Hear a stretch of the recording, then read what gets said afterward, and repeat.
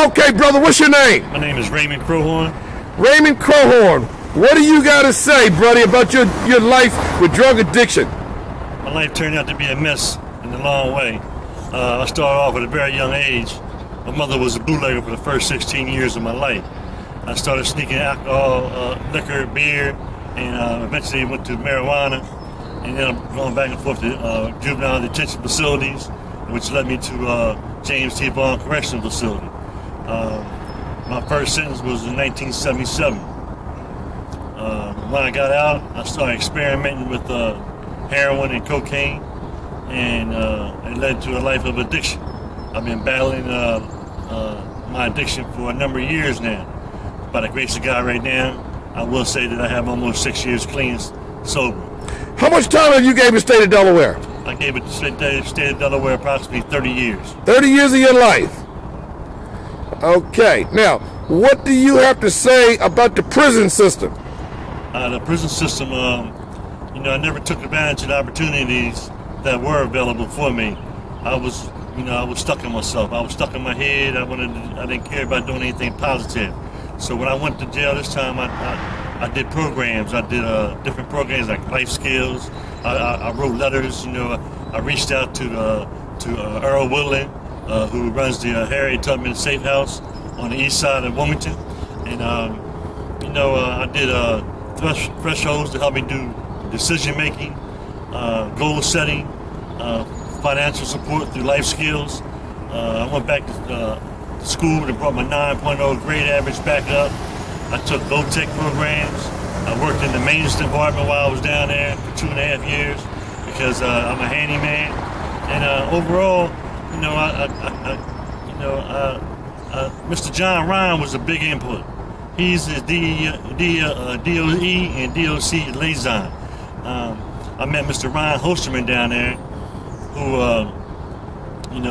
who gave me some advice as far as, you know, to do some programs, to you know, try to change my life around. And I took his advice, and I ended up going to life skills, the key, and the crest. He supported you with the release. He supported you. He supported. I also was put in for a 4217 modification by the institution, and he supported that recommendation. Who did? Mr. Ron Hostin. Okay. He supported the support. He recommended that I be given another chance, although I've had several chances. But he's seen, I guess, that I was doing the things that I was supposed to be doing all along. What do you got to say about any guards in there, any that helped you any kind of way, or staff? Yeah, you know, I'm gonna tell you, there's one particular guard that I can mention, and then there's a few other ones I'm gonna mention as well. The maintenance department, a lot of them wrote me like 12 to 14 reference letters for my work, my conduct, you know, respect. You know, I worked from 7 o'clock in the morning sometimes till 10 o'clock at night. There was Sergeant Boyce. I can kind of like consider him a friend. He's a very good individual. You know, he gave me positive information, good advice. And Mr. Bob Willis, Wallace, who worked for the, he was a lieutenant for the maintenance department. He ran a day shift. He helped me. He actually tutored me, helped me with my math to bring my grade level back up. Okay, brother. Now, let me see. What else is left? What do you got to say about the Harriet Tubman Safe House?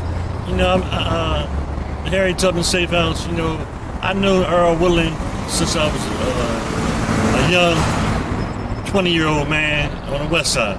You know, and you know, we had contacts from here and there. But you know, I ran across one of his letters while I was incarcerated, and I reached out and wrote to him and asked him would he come see me and talk to me. You know, and he did. He came and he supported me. He wrote me support letters to the parole board. He's still in constant contact with me.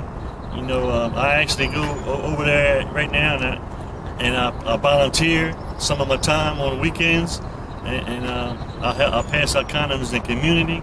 You know, I give What about them cards and papers that you be passing out? Packets and things to the community, especially, you know, regarding to STD and, you know, and I give advice to younger people in regards to the crime life is nothing like. And I thank you, because some of them letters, papers you pass out, we don't put 2 people in treatment because of you. Treatment is good. Treatment, you know, if you're ready for treatment, you know, when you're ready, it's ready. Now, where you get ready to go when you leave here, brother? When I leave here today, I have to go to work on my first job. I work there from 11 to 2, and then at 5 to 11, I go to my second job. People talking about that they can't find no job. Work is available if you look for it. You know, sometimes you don't have the proper transportation to get back and forth. You know, when I came home, I didn't have transportation either. But I saved every penny and every nickel I could. And, you know, I reached out and borrowed a couple of dollars, and people supported me. And now I have my own vehicle with insurance and everything in my own name, license and everything. You know, I do have, my goal is to get into the recovery field. You know, I want to work with brain-wide counseling. You know, and as a matter of fact, as we speak right now, I have an interview tomorrow morning at 9 o'clock with brain-wide counseling, and I want to reach out to the individuals out in the street and let them know that I am an ex-IV user, that I'm an ex-crack smoker.